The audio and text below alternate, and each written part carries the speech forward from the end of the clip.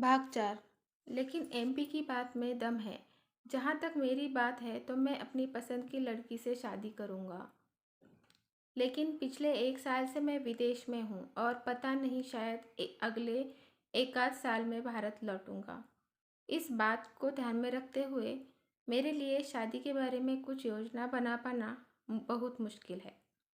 और मेरे जैसे आदमी के लिए किसी ऐसी लड़की के साथ घर बसा पाना बहुत मुश्किल है। ऐसी लड़की के साथ घर बसा पाना असंभव है जो हिंदुस्तानी न हो।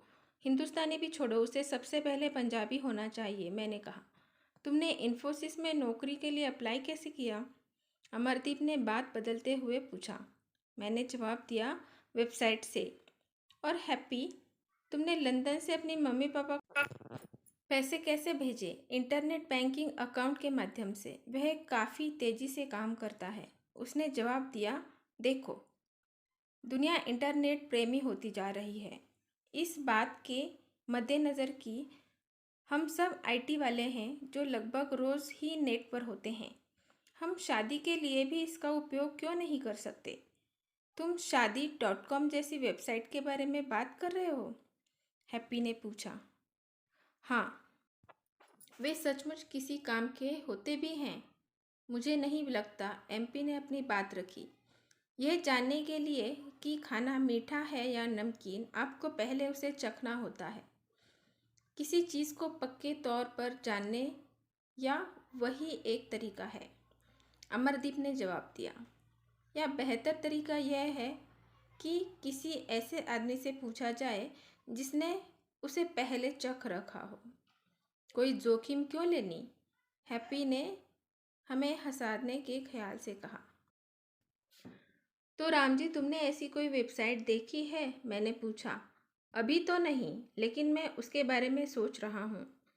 जब हमें से कुछ नहीं कहा तो उसने पहले समझाना शुरू कर दिया। इस सेवा की सबसे बड़ी खासियत यह है कि आप बहुत सारे लोगों से बात कर सकते हैं या उनके बारे में जान सकते हैं। इससे आपको अपने लिए बेहतर साथी चुनने में मदद मिलती है और आप उससे बातचीत कर सकते हैं जिसमें आपको इंटरेस्ट जगे। सब कुछ बेहद सलीके से होता है। सबसे बढ़कर आपको इस बात की चिंता भी नहीं करनी होती है कि आप किस जगह पर हैं। अमरदीप ने कुछ ऐसी बातें रखी जिसके बारे में बहस करने के लिए शायद हमारे पास कुछ खास था नहीं।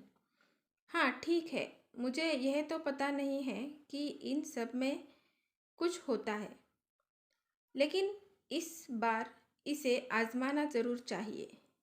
कौन जानता है, यहाँ तक कि एमपी भी राजी लग रहा था। रात के 1:30 बज चुके थे। हमारे खाली पेटों ने हमारे दिमागों को अपने वजूद की याद दिलाई। अमरजीत ने कहा, अब काफ़ी देर हो चुकी है और मुझे बेहद भूख लगी है। घर चलते हैं कहते हुए वह उठ खड़ा हुआ। तो वह पहला आदमी कौन है? जब हम अपने कपड़ों की धूल झाड़ रहे थे, एमपी ने पूछा। सबसे पहले शादी करने वाला या वेबसाइट पर सबसे पहले अपनी प्रोफाइल डालने वाला? हैप्पी ने हंसते हुए पूछा। दोनों। मुझे लगता है यह हैप्पी ने मेरी तरफ उंगली उठाते हुए कहा। पता नहीं क्यों सुबह के करीब 4 बज चुके थे। हम खाना खाकर सोने चले गए। बहुत समय बाद मैंने उस तरह नींद का आनंद लिया जिस तरह हम हॉस्टल में लिया करते थे। वह दिन हमारे जीवन का एक यादगार दिन बन गया। अगला दिन हमने कोलकाता की कुछ मशहूर जगहों को देखते हुए बिताया और हम उस दिन शाम को फिर से नाव वाले घाट पर गए। मेरा यकीन कीजिए, वह 1912 के टाइटैनिक की सवारी से कुछ कम मज़ेदार नहीं था। अपने सबसे अच्छे दोस्तों के साथ होना तो और भी आनंददायक था।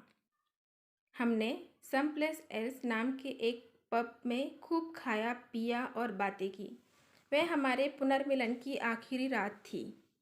सब मुझे छोड़ने के लिए हावड़ा स्टेशन पर आए और एक बार फिर हम चारों वैसे ही गले मिले जैसे हम कॉलेज के आखिरी दिनों हैदराबाद स्टेशन पर मिले थे। सबसे पहला कौन रोने वाला है? एमपी ने पूछा। लेकिन हम सब उस अहमकाना और भावुक सवाल पर हंसने लगे। ट्रेन ने अपनी आखिरी सीटी बजाकर मुझे बुलाया। मैं ट्रेन में सवार हो गया और गेट पर खड़ा होकर तब तक उन सबको हाथ हिलाकर विदा कहता रहा जब तक ट्रेन प्लेटफॉर्म से खिसकती रही। मैं अगले दिन सुबह भुवनेश्वर पहुंच गया। उसी सुबह अमरदीप और एमपी ने अपने अपने ठिकाने के लिए फ्लाइट पकड़ ली। उसके कुछ देर बाद हैप्पी भी लंदन के लिए उड़ गया। इसके बाद क्या हुआ यह जानने के लिए मेरे चैनल को लाइक, शेयर और सब्सक्राइब कीजिए। धन्यवाद।